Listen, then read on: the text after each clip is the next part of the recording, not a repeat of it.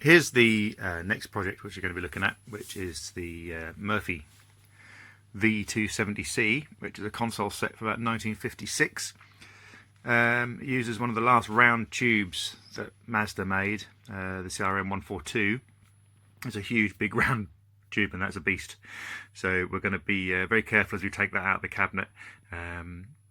We'll then we'll restore the set. With one of the previous videos you may have seen, I repaired the tube in it because the base was completely loose. So check that one out if you want to see how we repaired that tube base. But I'll just quickly show you around the back. So here we are around the back of the set. You can see that enormous 14-inch round tube in there. It's a beast, it really is a beast. And all the valves in there, fuses, and the line output stage on this one is in the little can which is just in here. They're oil-filled line output transformers in these, so we need to investigate that. Under that cage there is an oil. You can see how filthy it is. It's obviously been used in a coal-fired house because it's covered in black sort of coal dust and cigarette tar, which isn't always a good thing for the line output transformers in these, because they are, as I say, oil-filled, and the cans are sealed with a rubber seal at the top, and unfortunately the tar and coal dust, etc., can affect that. And the last one of these sets that I did a few years ago, the line output transformer got so hot because of what I can only assume was sort of moisture ingress into the line output transformer, and used to get, I mean, not just slightly hot, I mean to the point where you couldn't touch the can. So hopefully this one won't have suffered the same. But if not, we'll have to take that can out and empty all the oil out and refill, dry everything out. So yeah, I'm going to crack on with that and just keep you up to speed as what we're doing with it. I'm going to try and show in a little bit more detail on this video about the actual sort of replacing of components, so it won't be quite so quick. It might be a slightly longer video, but I will go into slightly more sort of detail as to how we replace the components, for those of you who've asked about sort of go into slightly more detail. Okay, so let's get this out of the cabinet.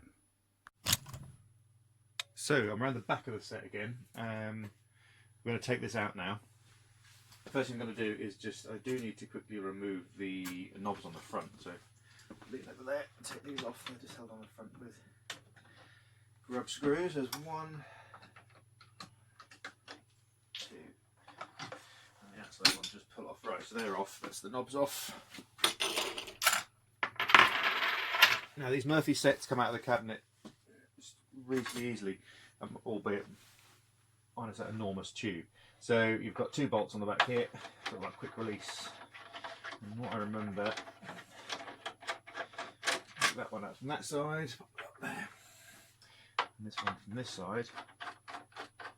And you can see you've got these little clip type things here. I think it lifts off, and it slides up and down on those. So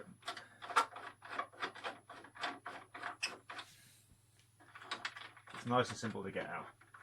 I think the whole front comes out, if I remember, including the rubber mask. So that's the 2 bolts that secure the chassis and tube to the cabinet.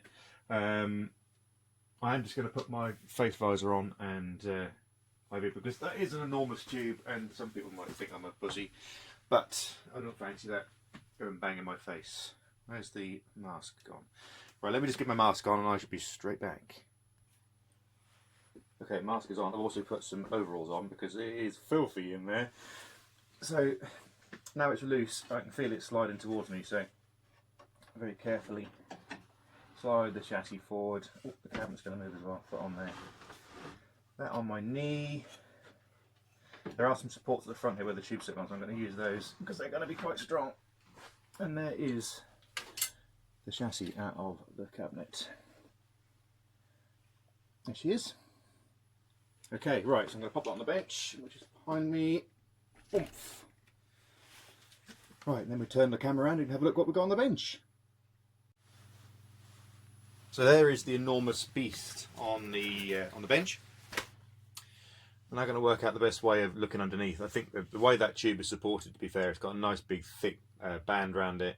It's bolted down well to the chassis, so Murphy did design this to be sort of moved around with the tube attached, which is pretty good. It's got nice supports at the back here as well, as you can see, and supports here and to the other side.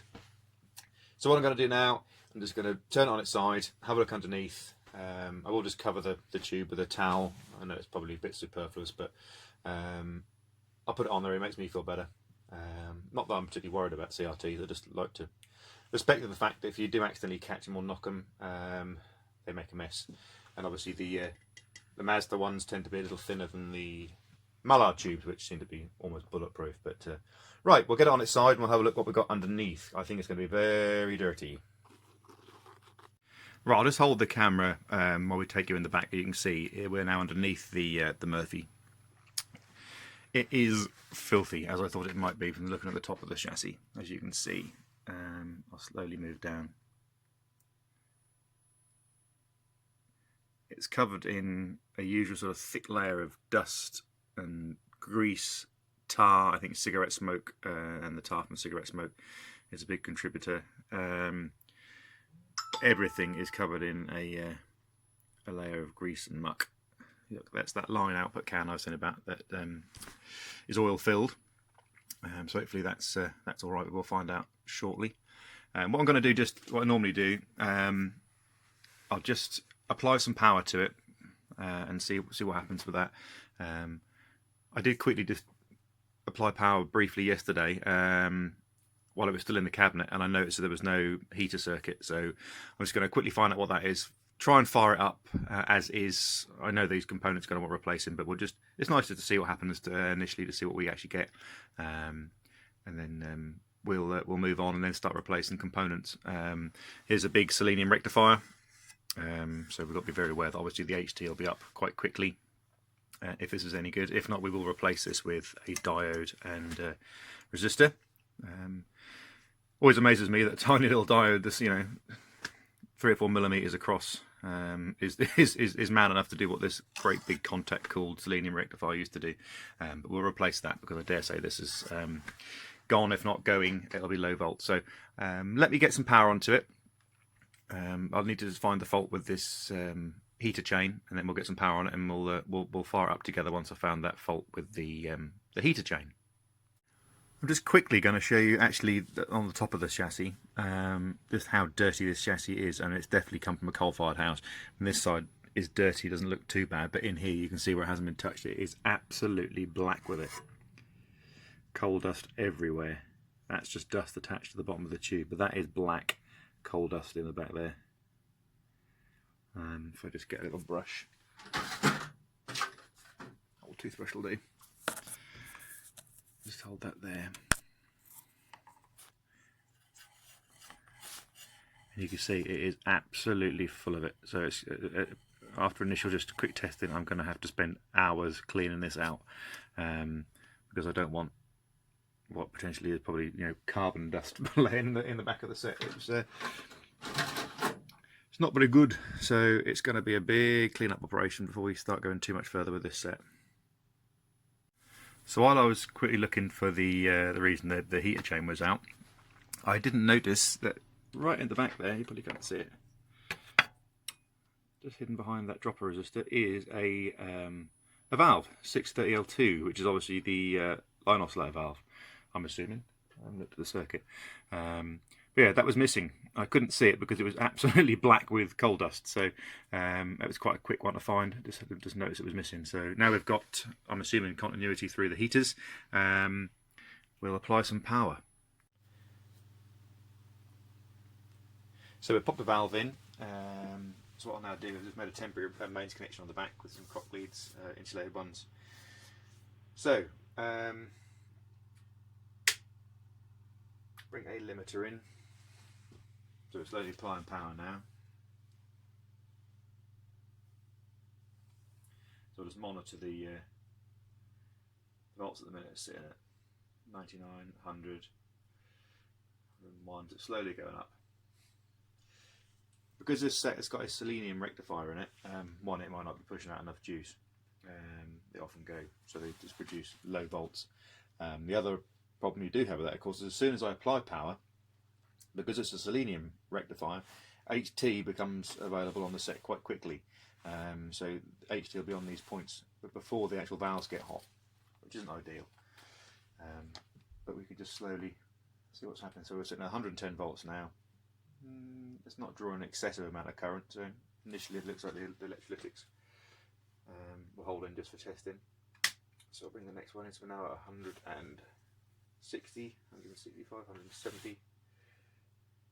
So 190. I've got the voltage set at the back at 130 volts. So still nothing excessive being drawn. So we'll bring up the next one.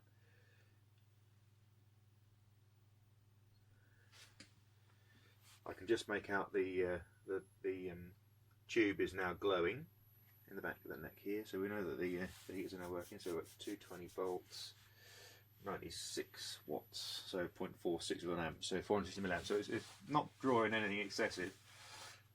I've got a line whistle now, which you may be able to detect on the camera.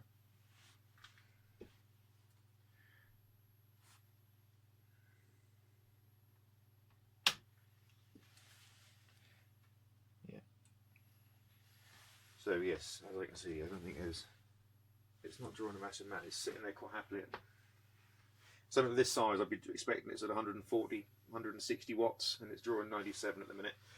The line output is whistling, but because of the current being drawn, it's either low volts on the selenium rec, or it doesn't sound like it's boosting there's no boost rail. So I didn't really expect it to do much, to be fair. It's such a poor old set.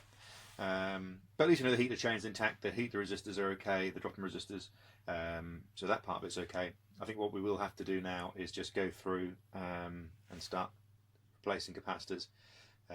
We've also got quite a few capacitors on this that decouple the heater rail, so they are prone to go short. So if you turn it on and suddenly notice that half the valves are glowing like Christmas tree lights, you know that part has been earthed down. So at the minute these are all glowing fine. Just double check again. Sorry, no. Brightness is up full. I can hold the line drive okay. That control's working fine. You might be able to hear the line whistle changing as I change that. There's nothing on the screen, and I say it's not drawing enough current. So, okay, well we'll get underneath and start replacing components. And what I'll do is I'll do a couple of close-up on how we actually replace components on this. So we'll replace capacitors initially, and we can start looking a bit further into line output cans and that sort of thing. But the fact we've got a whistle, we don't know whether we've got any HT yet. I'm not going to even worry about getting the meter out to monitor it yet, because I very much doubt we're going to have anything there, because we're not drawing enough current for it to run. So okay, we'll reconvene once I've got it back on its side, and we'll have a look at the capacitors. Before I went any further, I thought it'd be a good idea to take the tube out of the telly, which is always a bit precarious when you've got an enormous big 14-inch tube like that. So there it is, the 14-inch Mazda tube come bomb is now removed from the set. So I'm now going to just move it straight out the back of the workshop, pop a duvet over it, keep it nice and safe for a while. Just quickly brush the muck off here. You can see how black it is. It's properly thick with muck. Just carefully, you can see there is a label under there.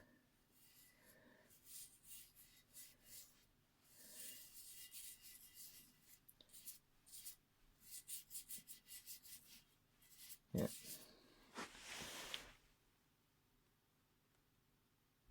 Yeah, so it's a CRM142, as we thought, Mazda.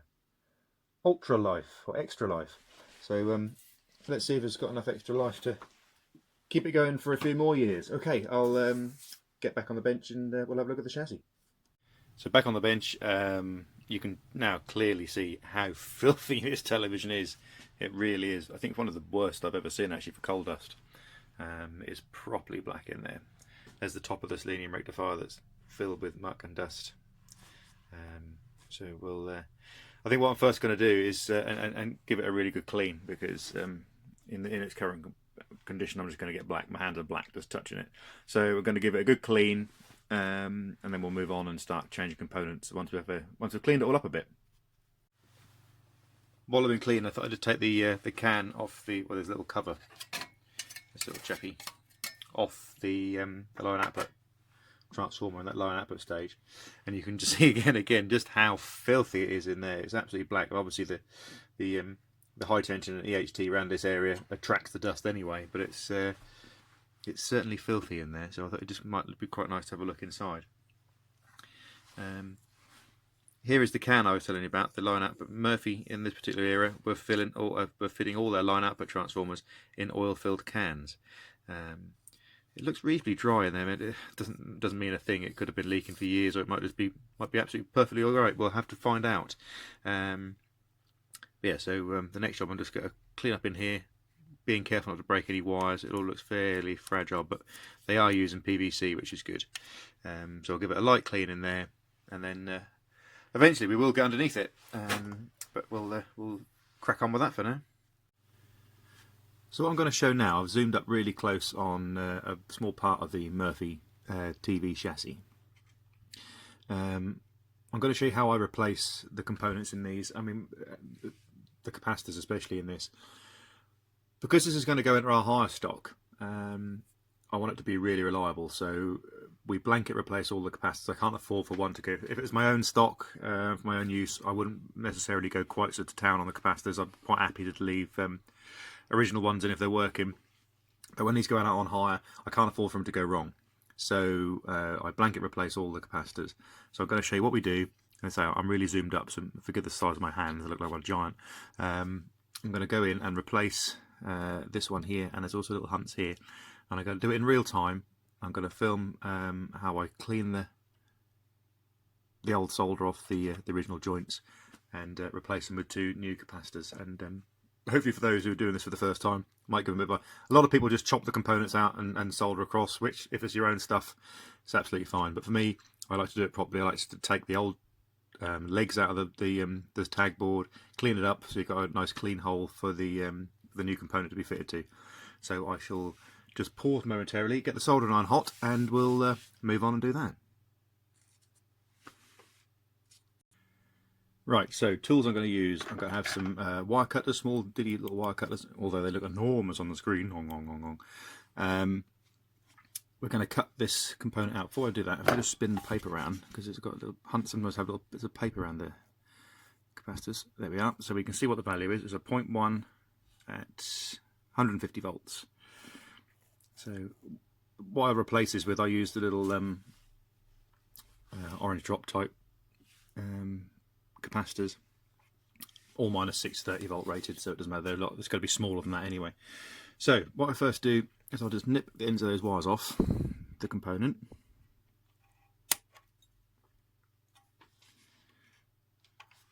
A bit tricky for me not to get my hands in the way, but I'll try. Okay, so that's that one out. By doing that, I can still see where the component was. I can see there's a pointer actually. I can see there's one wire left here, and the other wire is left here. Just focus out of that. Okay, so the old component's out. You also notice that this other Hunt capacitor at the back here needs replacing. I should also do that at the same time, because obviously once I've got this new component in, it's going to be tricky to get to that. So I know that one wants to be at 0.1, which I'll leave there.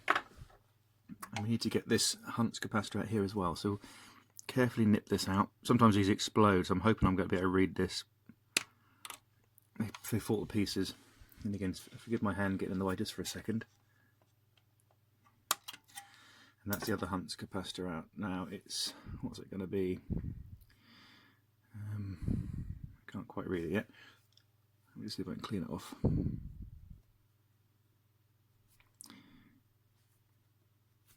I can just make it out. You probably have. I'll try and focus on it for you. Focus on that there. It's 400 volts and it's 0.01 mics. So we've got a 0.01 and a 0.1, which I'm going to now find, and I shall get those components, and then we'll clear the joints. Here are the 2 components I'm going to replace. So this is the 0.01, which will go in there, and this is the 0.1. You can see there's quite a bit of size difference. This one's rated 150 volts, and this one is at 630 volts. So I'll replace those with those. So get them out of the way. Soldering iron. Clean the tip off. Get some solder, which is right over the back here. Let's get a piece of that off.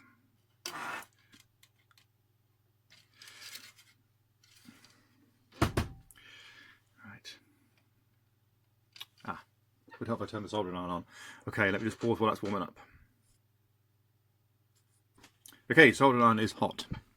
So soldering iron and solder. I like the little flat bit. I don't like the chisel tip ones. For what I'm doing, I find it a lot easier to use these sort of flat bits. So, first joint I'm going to tackle will be the one that was where that little 01 was. So just warm the joint up, and you can see that the wire becomes loose. Now I find it quite handy if you can get hands on some old forceps, hospital forceps, medical forceps, what you call them. They're often quite handy for holding onto wires, and they give a really good grip, allowing you to wiggle that old wire out. So that is that old wire now removed. So I'll get rid of that so it doesn't end up dropping into the chassis. Shorten something out later on. And also, I'll also show, I like solder pumps. Some people use wick. I find for this sort of work, wick, you get through it too quickly. So I watched Mr. Carson, and he had a solder pump. We can't get them here, you have to buy it from the States. Where is there? It is here. So if I just focus on that, I highly recommend these solder pulp. So they're not cheap, so you have to buy them from the States, but they are super duper. They're massive, so they've got plenty of suck. So I'm going to prime that. Now, forgive me if I come in at funny angles because I'm trying to work around the camera. So just warm that joint up. I'm going to have to come in this way. Get the solder on there. Bang. Now hopefully you can see that joint is now cleared. So there's now a hole in there. I like a little pointy tool as well. This is an old screwdriver I've just turned down. Just to make sure that hole is nicely cleared out. Just make sure there's no loose solder sort of floating around too much. That's fine. And the next one we need to tackle is this little chappy up here. Now this might be a little bit more tricky because it's actually on one of the IF cans. And there's 1, 2, 3, possibly 4 things going to that. So I need to be mindful. I don't want to get it too hot. So you're always going to want a little bit of solder to get things flowing and going to start with. Oh, as I knocked the whole bench about. Get solder. So I'm going to go in there and just warm that joint up.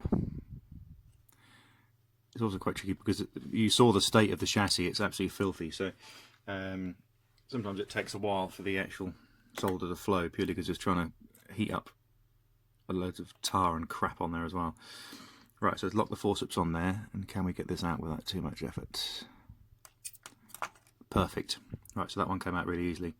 Give it a bang. So let's get rid of that.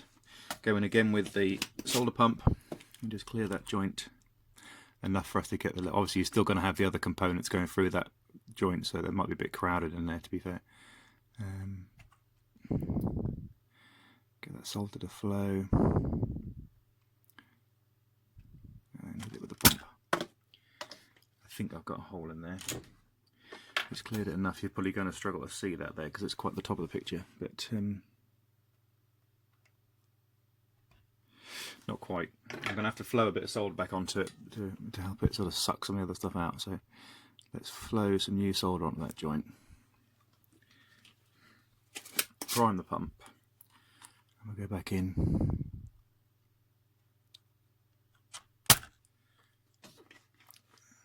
Problem is when I'm trying to clear that joint is so everything else is moving with it. I think I've now got it's cleared it now.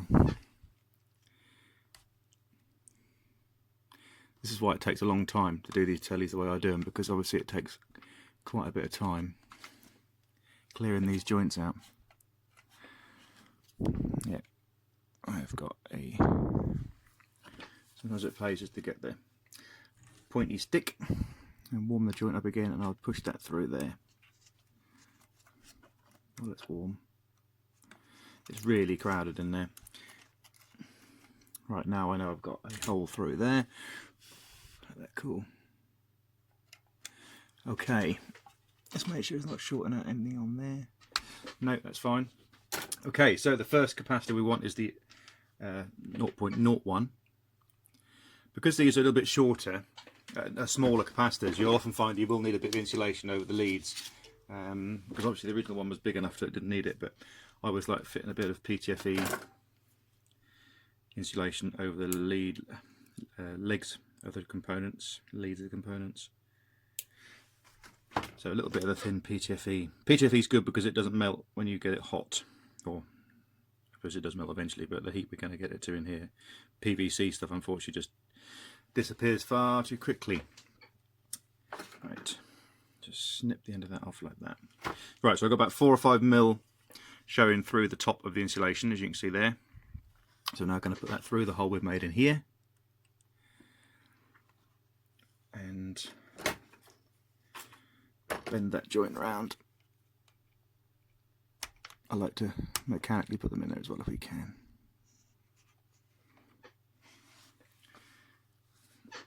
I'm not going to be able to get it much tighter than that, purely because of all the other components that are in there. Then again, the forceps come in quite handy sometimes just to nip things up.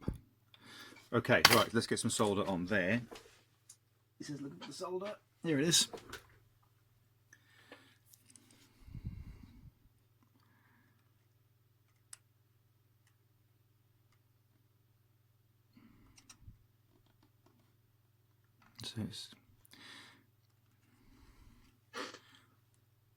Right, so that, let's let it cool just for a second. So that's that joint on there, okay. And the next one we've got is the one that goes down here. So I'm going to tuck this capacitor back out of the way. Because it's fiddly, I'm going to use the forceps just to push that capacitor back there. Bring that wire through that hole from the back. There we are. It's so much easier when you haven't got another component through there.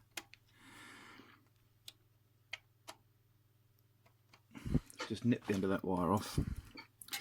When I'm in a tight spot like that, if I'm cutting off, it might be worthwhile just holding on to the end of that wire with the forceps so you don't end up losing it.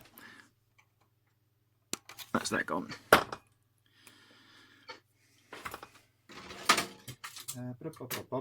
Flat blade driver, something just to push that around there. And I managed to push it out. Right, so that's through there. Just make sure we're still focused up. Yeah. And we'll just apply some solder to that joint there.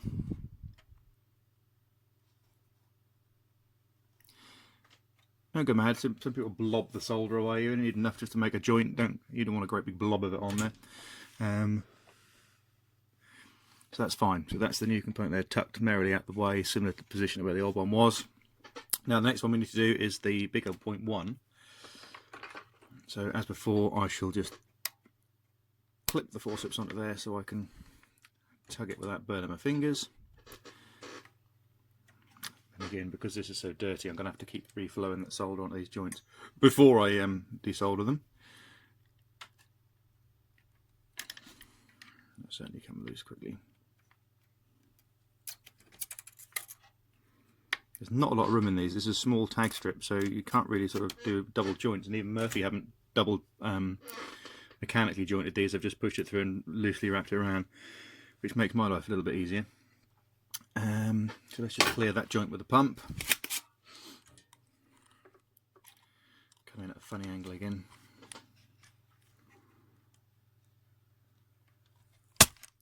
So that's that one cleared.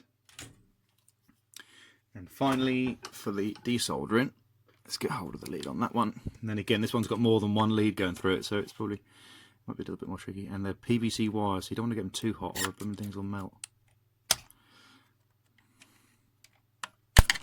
Oh, sorry, knocked the camera. I knew that happened at one point. Let's push it back in again. Back around. Right, so that's the old lead out of that. Sucker in for the final time. Come through the top again, I think, on here.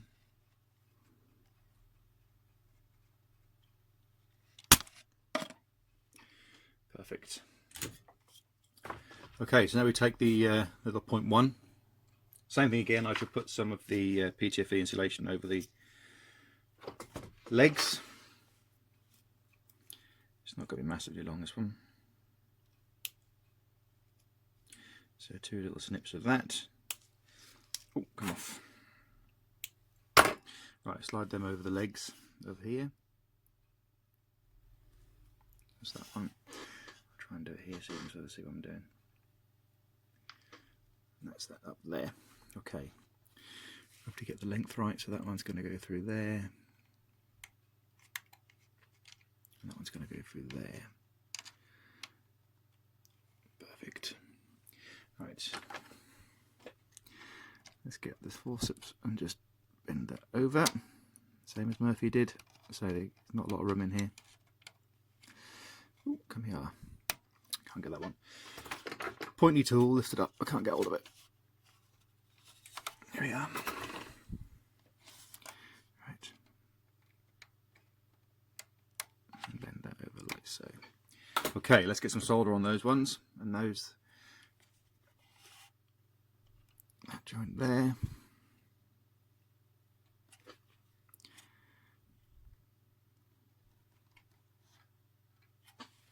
Grand. Okay. As before, because it's quite fit, I don't want it dropping in the chassis. There's a cop hole at the end of that, but those. Lost that one. Let's bend up. And finally, just focusing down where it is. Yeah. Just the last lead leg on there, just to nip out.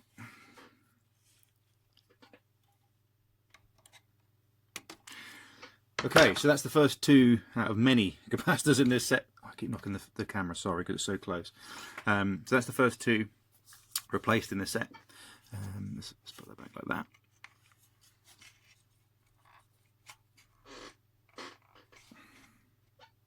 I try and keep them in the same place if I can, so when it comes to looking at the service data in years to come, if I want to try and find a particular capacitor, say C23, if it's marked on the trailer sheet, that one is C23. Sometimes it's not possible because of the size difference. You have to sort of come up with some way of holding them, but I try and keep them roughly in the same position as they were before from a point of view of identification later on. Okay, so that's how we replace the capacitors in here. I'm going to go through and do the rest. As you can see, it's taken, what, 15-16 minutes to replace just two. To do it properly, it does take a while, so I'll be several hours now going through the rest of this set. Just replacing the capacitor, so I'll see you in a while. Right, that's the chassis underside recap, not the electrolytics. Initially I will just do the wax paper type and the little hunts and those sort of things. But you can see that is all the capacitors changed. Some of them are so tiny you can barely notice they've gone in. There's quite a few under there, decouplers. But there we are. So now we're going to pop the tube back in it again and see what we get now.